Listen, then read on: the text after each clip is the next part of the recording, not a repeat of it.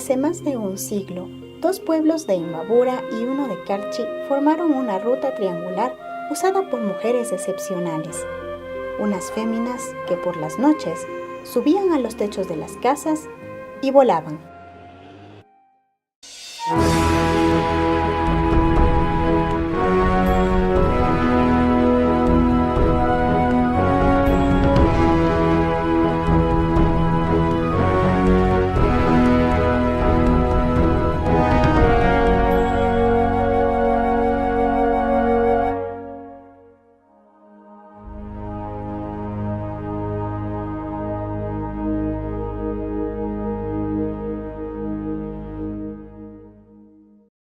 Hay varias versiones, ¿no? No olvidemos que muchas veces la mitología se conserva aún en el Ecuador profundo. Y eso es parte de una tradición agraria. Entonces es por eso que se conserva en los pequeños pueblos. No olvidemos que en las ciudades también existen, ¿no? Miren, por ejemplo, París. Tenemos la leyenda bellísima del jorobado de Notre Dame, ¿no? Nueva York tiene también sus leyendas del cura sin cabeza. Entonces todos estos personajes del jinete sin cabeza. Londres tiene sus leyendas, ¿no? Sino que debido a la modernidad, al crecimiento de las ciudades, estas se han perdido. Y en los pequeños pueblos aún sobreviven y eso es la magia precisamente. La historia de las voladoras es eso, un mito local. ¿O no? Realmente existe una delgadísima línea entre la realidad y la ficción. Y esta historia no es la excepción. No es parte de un entorno, de una explicación que en un momento histórico se daban los pueblos, ¿no? Por ejemplo, ¿cómo sabían en un momento que venía tal bando o ganaba o perdía la guerra? Gracias a las noticias que traían las voladoras. Entonces todo tiene su explicación y su hilo. Entonces esto de la mitología hay que verlo esencialmente como un asunto académico.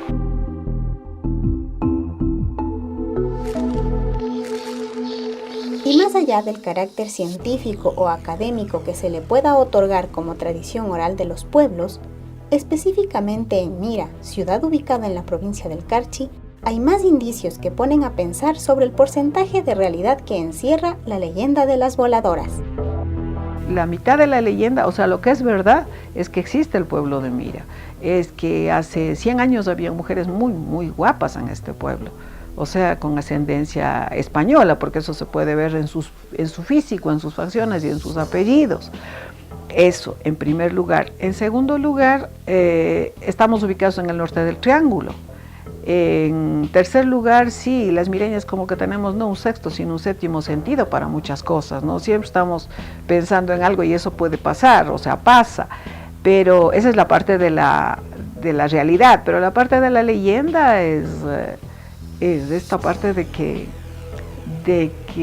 como se ha ido haciendo, ¿no? un referente, se ha ido haciendo una historia de todo, ¿no? Vienen conversando de esto, de lo otro y dicen tal persona es voladora, pero no sé si sea la realidad o no sé, porque han endilgado a mucha gente que esa persona es una voladora. La última palabra de nuestra entrevistada es el inicio de un nuevo rumbo en nuestro recorrido. Ya hemos mencionado algunas veces la palabra voladora, pero ¿quiénes eran las voladoras? Primero, empecemos con una precisión. Según dicen, pues, que han existido las voladoras, es Pimampiro, Caldera, Piquiucho, Mira, Urcuquí. Don Filemón ha hablado con mucha razón. Incluso, de acuerdo a Amaranta Pico en su tesis de maestría sobre este tema, puede añadirse otro lugar, la parroquia ibarreña de Caranqui. Sin embargo, la versión más común de la leyenda indica que fue más notoria la presencia de las voladoras en Mira, Pimampiro y Urcuquí. Marcelo Naranjo, también citado por Amaranta Pico, respalda la elección de los tres pueblos debido a una especial coincidencia. En todos se desarrolló una importante industria de pailas de bronce relacionadas con la práctica de la alquimia y la brujería. Además, su ubicación geográfica forma un triángulo imaginario, y a pesar de la distancia que les separa, es posible apreciar desde cada ciudad a las otras dos.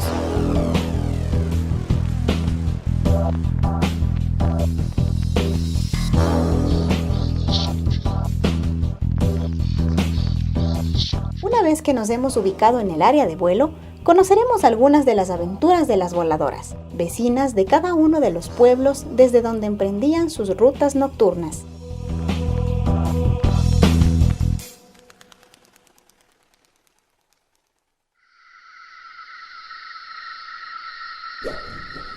Se dice que en Mira vivían las voladoras originales, que ellas fueron quienes les enseñaron a las demás y por tanto quienes dieron inicio a esta leyenda. Bueno, según algunas investigaciones, dice que vinieron desde España unas mujeres que allá les persiguió la Santa Inquisición. Entonces llegaron acá y se ubicaron en este lugar estratégico dada su ubicación geográfica. Y como dice que formamos parte de un triángulo, Mira, Pimampiro y Urucuquí, la ventaja es que nosotros estamos en la parte norte del triángulo. Debe haber alguna ventaja estar ubicado en ese lugar. Eran muy guapas, tenían el cabello largo, se vestían de blanco, con enaguas almidonadas blancas, con una blusa blanca, y se subían en los techos de las chozas de sus casas, y especialmente en luna llena, y luego se colocaban en el sobaco unas unturas, y luego abriendo los brazos en cruz se lanzaban diciendo las palabras de villa en villa sin Dios ni Santa María, ¿no? Y emprendían el vuelo. Mi papá tenía un terreno de la Portada hacia el sur, se llama San Marcos. Estábamos mi hermano y yo más o menos las 11 de la noche regando caña. Me acuerdo clarito, le digo como será ahora, que era noche de luna, pero era bien clarito. Nosotros ya entablamos el agua y nos sentamos en una zanja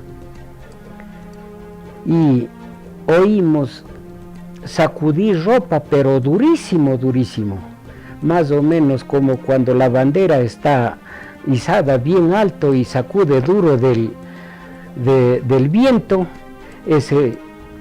Ese sonido oíamos que bajaba de Mira. Entonces nosotros, la curiosidad, alzamos a ver cómo estaba clarito. Vimos que ya por encima de la caña, más o menos a unos 25 o 30 metros de alto, pasaba más o menos de unos 3 metros de largo la ropa, y eso sacudía durísimo. Y nosotros nos pusimos bastante nerviosos porque no sabíamos qué era, pero tenía el cuerpo de mujer porque aún le vimos hasta suelto el pelo. En el viento sacudía el pelo y nosotros le vimos más o menos hasta en ese tiempo la propiedad de don Gonzalo León, que queda al sur. Hasta ahí le vimos qué pasó, pero el sonido de la ropa era durísimo, durísimo. Entonces nosotros nos pusimos bastante nerviosos porque nunca nos hablaron de esto ni nunca vimos. Y esa noche le vimos eso, hasta que le entablamos el agua y nos venimos acá a la casa. Venimos y conversamos a mi papá y mi papá dijo, entonces ha pasado voladora. Ahí supimos que posible era voladora. Una señorita que vivía en mi casa atrás en el Naranjito, vivía al lado del cementerio y ella le había visto que ellos habían sentido que caen encima de la casa algo y salieron más acá arribita del cementerio, no más de eso. Entonces ellas salieron con espelmas porque no tenían luz y salieron con una, ¿cómo se llamaba, Hugo, esa que le picaban a los bueyes? Una púa. Y le picaron pues porque le vieron un bulto negro y había sido una voladora, pero decía que es de aquí, de Mira, y que le ha dicho que si es que ella avisa que les va a matar entre ambas hermanas, porque ya no tenían papá.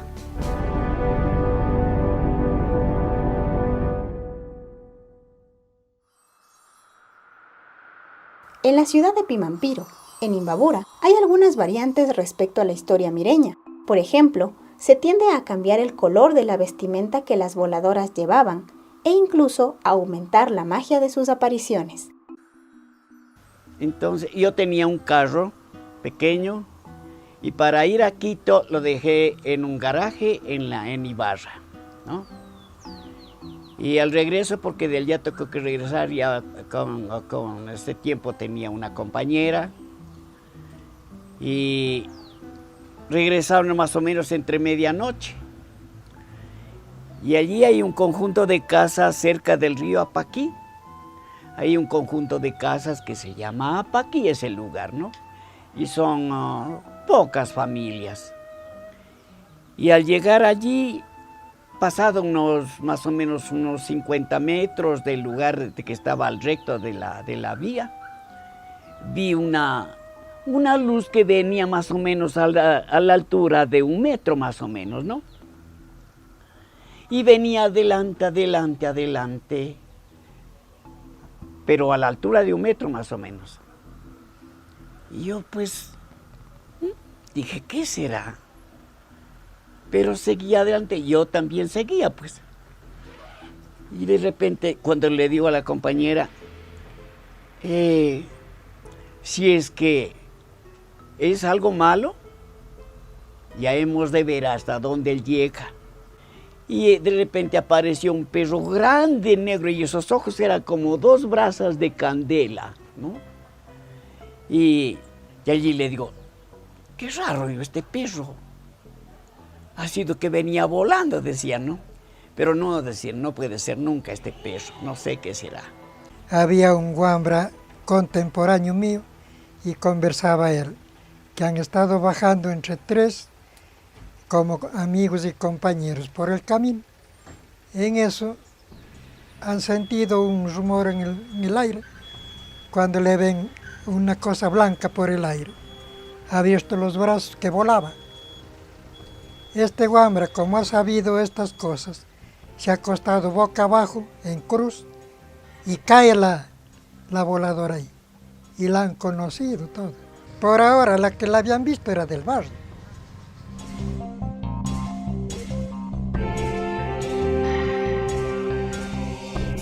Urcuquí es el último pero no menos importante lugar que visitaremos a través de la memoria de sus pobladores más longevos.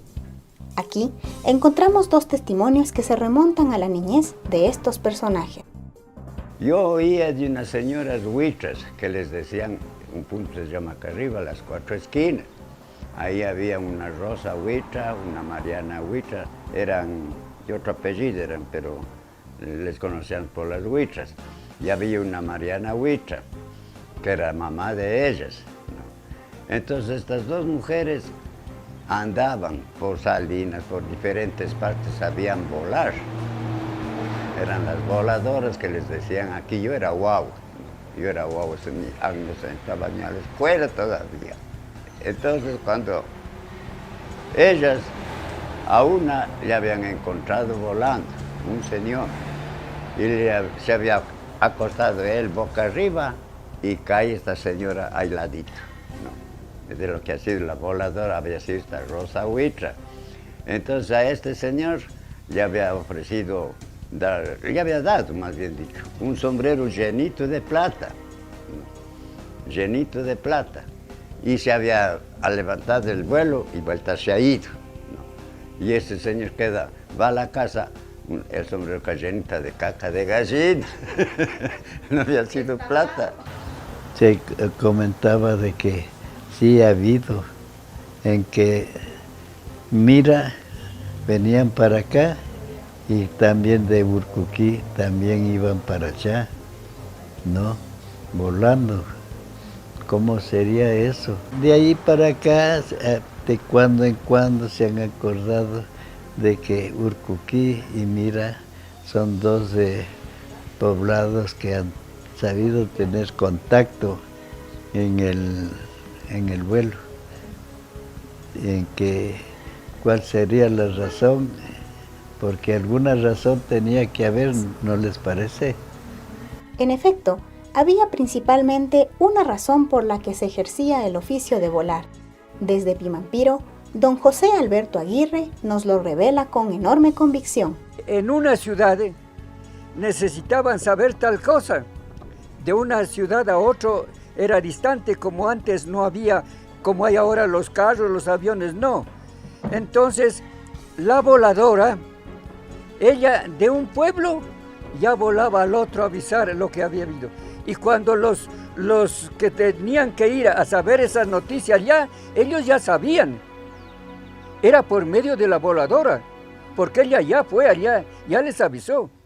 En ese sentido, es la verdad que yo sí creo. Tanto Juan Carlos Morales como Rosa Cecilia Ramírez coinciden en que estas voladoras eran equiparables a una oficina de correos, o en términos más modernos, a las muy inmediatas redes sociales. Sobre su función en Mira y Urcuquí, aún se conservan 3 capítulos de esta narración. Así, por ejemplo, cuando se fueron los mireños hace 100 años, en 1917, a jugar la pelota de guante, porque Mira tiene el mejor equipo de pelota de guante del país, pelota nacional, y se van a Quito, y en Quito la primera vez los mireños ganan, y luego piensa que para ir a Quito necesitaban caminar 3 días, irse a pie, ¿no? Y se fueron a pie. Y también bestias, ¿no? Se iban en caballos, iban en burros, en mulas.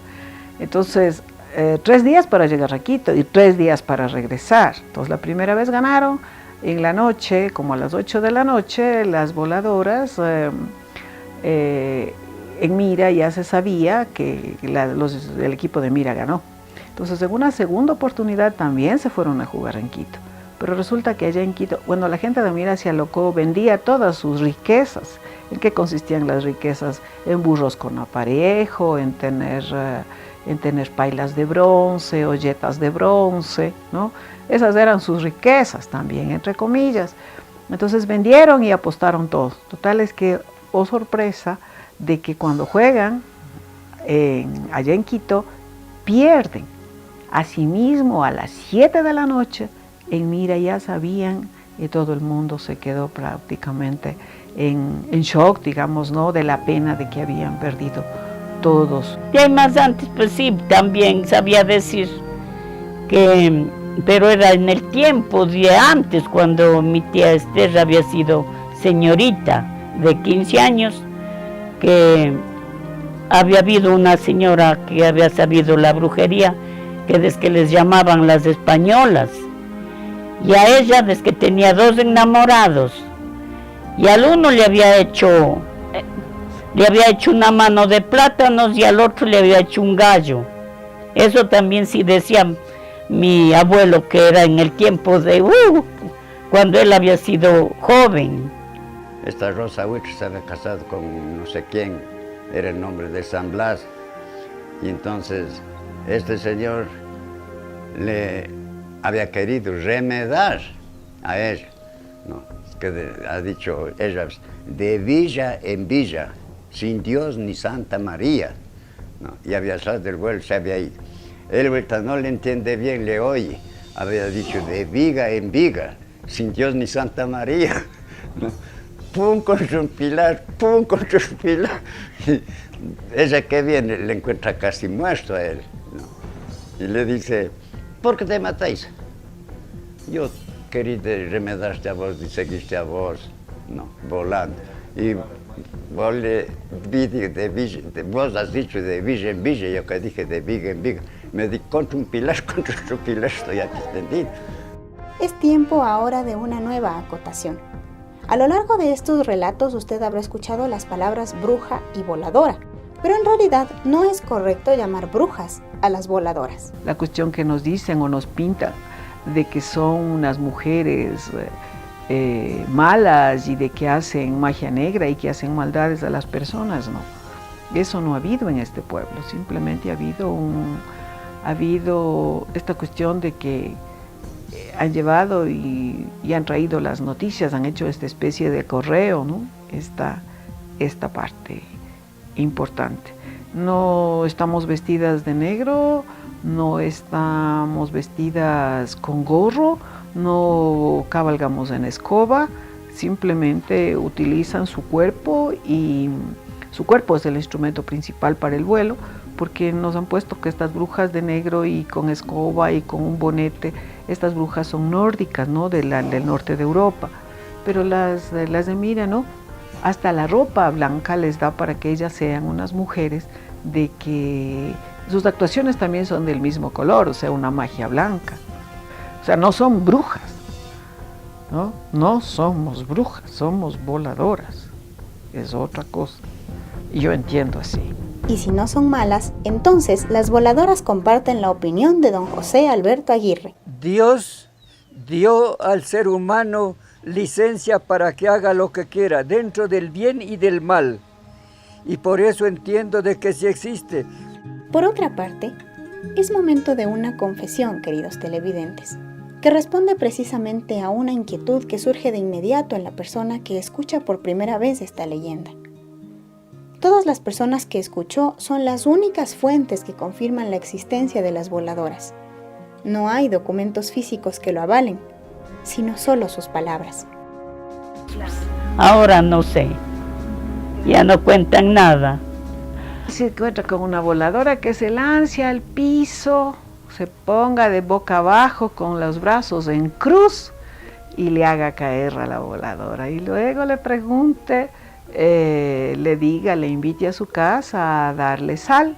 Y al otro día llega y le conoce a ver quién es la voladora y entonces haceremos una lista, un pequeño inventario. Eso ha faltado de saber quiénes eran voladoras. Porque ahora ya los jóvenes no usan sombrero, porque también otra forma de hacerle caer a la voladora es lanzarse al piso boca abajo con los brazos en cruz, sacarle el sombrero y ponerle boca arriba y la voladora va más allácito a aterrizar, así cuán grande es y cuán pesada es, aterriza y entonces la gente, el que quiere conocerle a la voladora se entera de quién es y ahora como hay celulares también le tome una fotografía y suba a las redes sociales y nos enteremos de primera fuente quién es esta voladora para que nos enseñe, sería importante que nos enseñe el arte de volar, porque eso es un arte, opino yo.